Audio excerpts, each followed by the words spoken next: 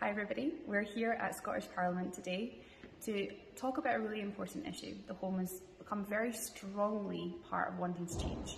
They're really talking about ban on greyhound racing.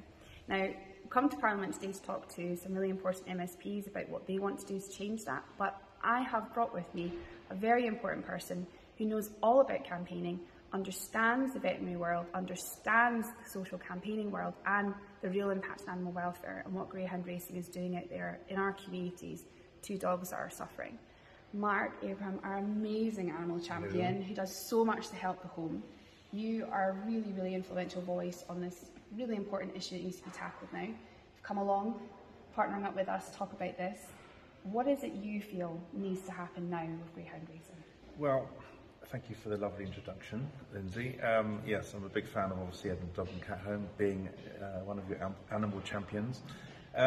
Greyhound racing is quite simply exploitation. It's cruel. It results in all sorts of injuries and fatalities on track, off the track.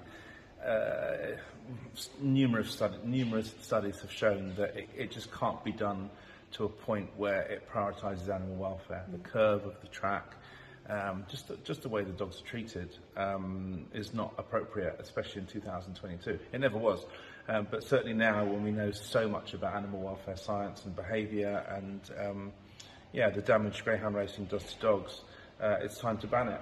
And it's wonderful to be in the Scottish Parliament talking to MSPs that are keen and passionate about exactly the same thing.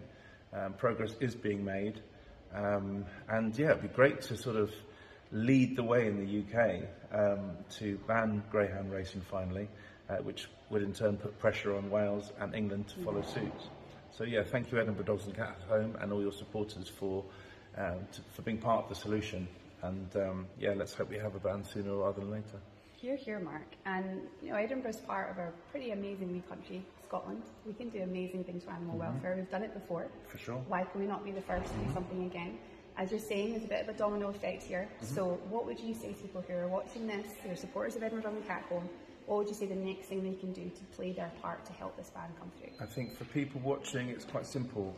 If you hate animal cruelty and you hate animal exploitation and you would like to see a ban on greyhound racing, the simplest thing is to contact your MSP and just say in one email, please would you support a ban on greyhound racing? And also there's MPs in Scotland as well, and they will be worth contacting too. So if you send two important emails, if you're dog lovers or cat lovers or animal lovers, send MSP and your local MP and just tell them both you'd like to see a ban on greyhound racing in Scotland.